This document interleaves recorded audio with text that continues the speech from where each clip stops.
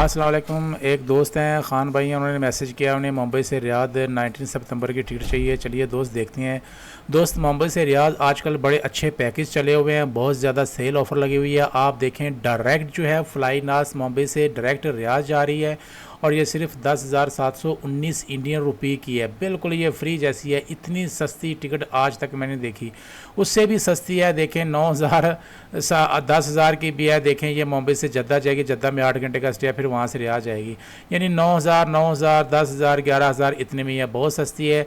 ये वाली फ़्लाइटें हैं, ये वाला टाइम है, ये वाला लिखा हुआ है कि कहाँ कहाँ से है। ये वाया जद्दा है, ये डायरेक्ट है, ये वाया जद्दा है, ये वाया डायरेक्ट है। डायरेक्ट भी सस्ती है, 10-11 हज़ार में टिकट मिल रही है और इन सब में सीटें भी अवेलेबल हैं।